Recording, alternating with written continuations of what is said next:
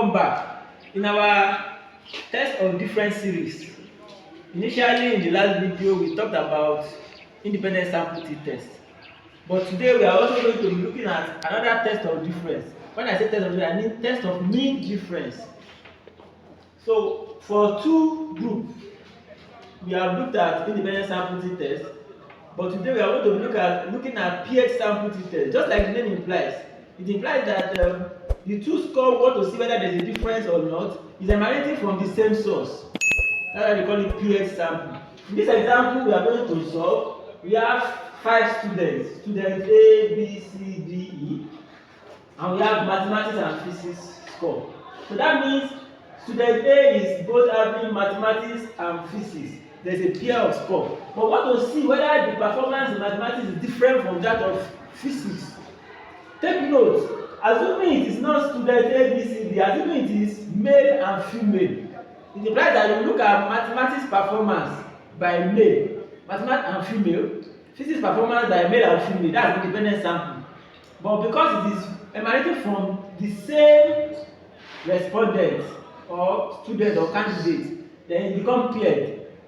The formula we are going to use for calculating our t value, which is t calculated, is summation d all over square root of n summation d square minus summation d square over n minus 1. That d is what we call difference in the what? In the scores. The d is difference in score. So this is a straightforward approach to solving test of mean difference whenever there is a paired sample. The only thing that you have to do is to find the d, which is the difference in the score. Then you square it to now see whether you can find out those variables that are missing. So here now we need summation d and we need summation d squared. Our n is already known. Our n is 5. 1, 2, 3, 4, 5. Our n is 5. So we only need summation d and summation d squared. For us to find summation d, we also find d, then we find d squared. When I say we find d and we find d squared, I am always particular about doing it simultaneously, one after the other, so that you will not go over what you are supposed to do once and for all. 56 minus 51, that is the difference in the score, will give you 5. Then this square will be 25. You will be taking it like that.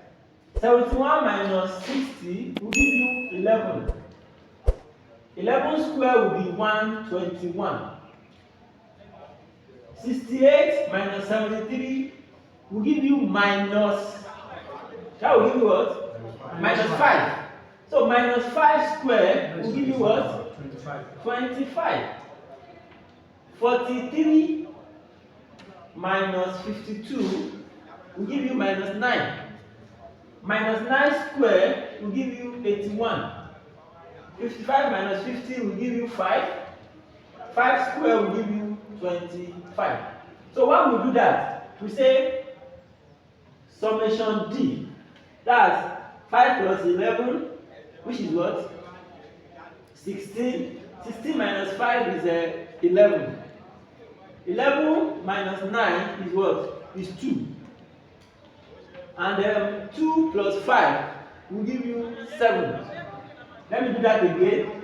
Or let's say 5 plus 11, 16. 16 plus 5, 20. 16 plus 5 will give you 21. Then 21. This is 5 and 9. That's 14. 21 minus 14 will give you 7. Take note of that. So your summation D is what? 7. But your summation D square, 25 plus 25 is 50. Plus 25 is 75. 75 plus 121 is 196. Then 196 plus 81. 196 plus 81 will give you what? 277. That is your summation D squared. We have been able to find the two things we need So your summation D is 7. Your summation D square is 277. More importantly, it is vital that you know that you have to replace them in the formula. So by formula we have T calculated. Summation D is 7 all over square root of our n is what? Our n is 5. Summation D square is 277. Remember that your summation D is 7, then you square. Summation D is 7, then you square. All over your n is still 5 minus 1. So we have to be careful here, one after the other. Even this denominator, there's also a numerator again. So we will take it one after the other. 5 times 277. 1385 minus 49. 7 square will give you 49. 5 minus 1 will give you 4. You still have to take away 1385 minus 49. What is 1385 minus 49? 1336 divided by 4. 1336 divided by 4 will give you 334. So that means you are having square root of what? 334. What is square root of 334? 18.28. So you have 7 divided by 18.28. Your T calculated will now be T calculated will be 7 divided by 18.28, and that will be 0. What?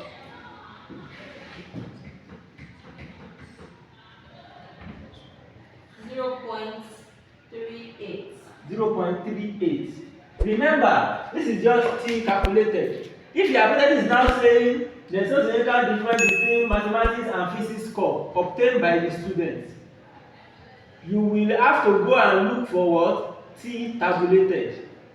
That is manually.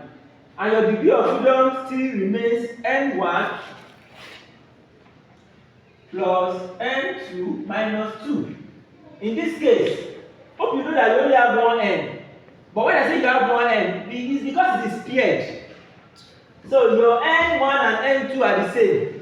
Unlike previous example in our last video where we said it may not be the same. The moment something is paired, it will be the same. So in this case, if your N1 is 6 and they say it's paired, it means that it implies that your N1 and N2 are also the same.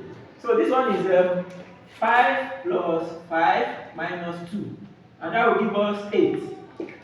So this, you will now look at your level of significance, usually at 0.05.